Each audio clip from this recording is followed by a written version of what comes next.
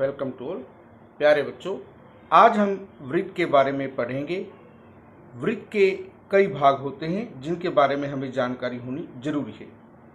वृत्त के केंद्र के बारे में, त्रिज्या के बारे में, व्यास, जीवा, अभ्यंतर में बिंदु, त्रिज्याखंड, बहिर्भाग में बिंदु, वृत्तखंड, इन सभी भागों की जानकारी आज हम सीखेंगे। देखिए, सबसे पहले हम एक वृत्त खींचना सीखेंगे। कड़ा या चूड़ी लीजिए। यदि हम उसके अंदर या बाहर को इस तरह से पेंसिल को घुमाएंगे तो हमारे पास जो आकृति होगी वो हमारा वृत्त होगा। अब हम इसके भागों के बारे में सीखेंगे। यदि हम प्रकार के द्वारा एक वृत्त बनाएं, यहाँ पर हम प्रकार को रखते हैं और जितनी मर्जी प्रकार खोलकर उसको इस तरह से घुमाते हैं, ये हमारा जो बनेगा वृत्त बनेगा। जहाँ पर हमने इस बिंदु पर जहाँ प्रकार रखी थी वो हमारा बिंदु जो है वृत्त का केंद्र होगा। अब हम इसके बाकी भागों के बारे में सीखेंगे। देखिए, जहाँ पर हम प्रकार रखते हैं या ऐसा बिंदु जहाँ से ये घेरा जो है वो हर तरफ से समान दूरी पर हो, वो वृत्त का हमारा केंद्र होता है। तो हम देख सकते हैं बिल्कुल बीच में हमारा जो बिंदु O है वो वृत्त का केंद्र है। 3 त्रिज्याएं हमें बतानी है। केंद्र से ये जो घेरा है हमारा, जिसे हम परिधि कहते हैं, ये हमारी परिधि है। केंद्र से परिधि को मिलाने वाले जो बिंदु के रेखाखंड बनेंगे वो हमारे त्रिज्याएं होंगे। यहाँ पर आप देख सकते हैं O से A, O से C, और यहाँ पर हमारा बिंदु है B। तो OA, OB, OC हमारी जो है त्रिज्या होंगी। व्यास हमें बताना है। बिल्कुल बीच में से जाता हुआ ऐसा रेखाखंड वृत्त पर स्थित दो बिंदुओं को जो मिलाता हो, परंतु यह शर्त है कि वो केंद्र में से ही जाता हो। तो AC जीवा हमें बतानी है। वैसे तो वृत्त पर स्थित दो बिंदुओं को मिलाने वाला रेखाखंड कोई भी हो वो वृत्त की जीवा है, चाहे वो व्यास भी हो। लेकिन यहाँ भी हमें दो बिंदु दिए हुए हैं E और D, इनको मिलाने वाला रेखाखंड भी हमारा क्या होगा? जीवा होगा। अभ्यंतर में स्थित दो बिंदु, हमें दो बिंदु बताने हैं जो वृत्त के आंतरिक भाग में है। O भी हमारा वृत्त के अंदर है और P भी। त्रिज्याखंड, त्रिज्याओं के बीच का टुकड़ा आप देख सकते हैं। यहां पर जो ये A से B तक की हमारी दूरी है OAB, ये हमारी दो त्रिज्या थी OA और OB, उनके बीच का जो टुकड़ा है वो हमारा त्रिज्याखंड है। OAB हम जब लिखेंगे ये हमारा जो टुकड़ा बनेगा वो त्रिज्याखंड होगा। बहिर्भाग में एक बिंदु आप देख सकते हैं। वृत्त के बाहर जो बिंदु है ये इसका नाम हमारा Q है। वृत्तखंड, वृत्त का टुकड़ा, जो ये हमारा टुकड़ा है ये वृत्त का टुकड़ा है जो जीवा और परिधि के बीच में है। तो इसे ED द्वारा या DE द्वारा हम दर्शाएंगे।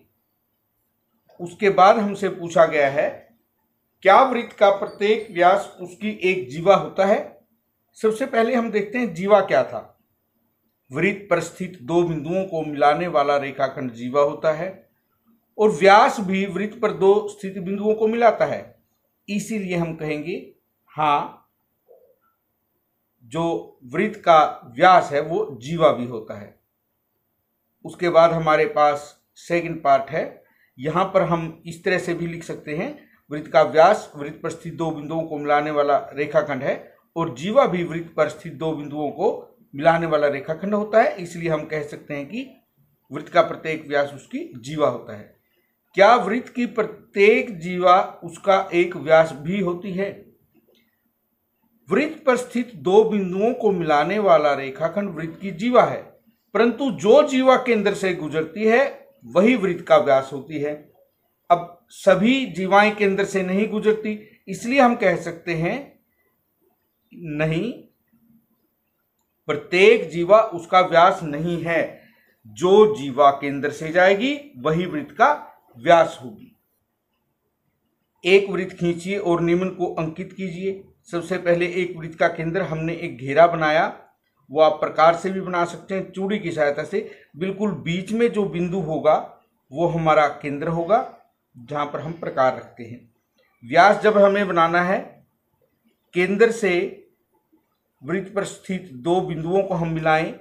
मान लीजिए यहाँ पर A और B है, केंद्र O है, तो AB हमारा जो है ये वृत्त का व्यास है, केंद्र O है। वृत्तखंड, जब भी हम वृत्त के दो भाग करते हैं, एक छोटा भाग बना है, एक इससे ऊपर जीवा से बड़ा भाग है, ये लघु वृत्तखंड है, और बड़ा है दीर्घ वृत्तखंड।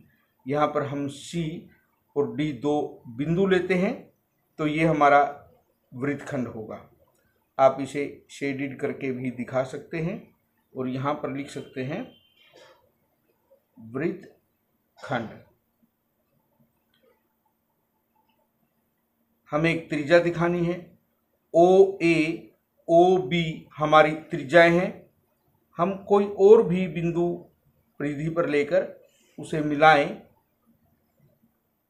हमने D तक लिखा है, OE हमारी त्रिज्या है। त्रिज्याखंड, त्रिज्याओं के बीच में जो हमारा भाग होगा, यहाँ पर आप देख सकते हैं, ये हमारा त्रिज्याखंड होगा। अभ्यंतर में एक बिंदु, कहीं पर भी आप एक बिंदु लीजिए और उसे दर्शाएंगे तो ये हमारा अभ्यंतर में बिंदु होगा। बहिर्भाग में बिंदु हमें लेना है, कहीं पर भी हम कोई भी बिंदु बाहर लेंगे। चाप हमें दिखानी है, यहाँ पर आप देखिए ये भी हमारी एक चाप है, और इस तरह से निशान अगर हम लगाएंगे तो ये हमारी चाप को दर्शाता है। अब हमें सत्य असत्य बताना है। वृत्त के दो व्यास अवश्य ही प्रतिच्छेद करेंगे। देखिए आपको केंद्र के बारे में पता है, उसके बाद हमने व्यास के बारे में भी पढ़ा था कि वो जीवा जो केंद्र से जाती है। इस प्रकार यदि हम दो व्यास खींचते हैं, प्रतिच्छेद का मतलब जो काटते हैं, और वो कहाँ काटते हैं, केंद्र पर काटते हैं, तो हम कहेंगे कि ये सत्य है। ये अवश्य ही प्रतिच्छेद करेंगे। यदि एक से अधिक जितने भी व्यास खींचे जाएंगे, सभी की सभी केंद्र पर प्रतिच्छेद करेंगे। वृत्त का केंद्र सदैव उसके अभ्यंतर में स्थित होता है। आप देख सकते हैं, क्योंकि ये हमारी जो परिधि है वो बाहर का घेरा है, और केंद्र जो है हमारा वो अंदर स्थित होता है। हम कहेंगे कि यह भी हमारा क्या है, सत्य है। केंद्र हमेशा ही वृत्त के अभ्यंतर में स्थित होता है। आज के लिए इतना ही।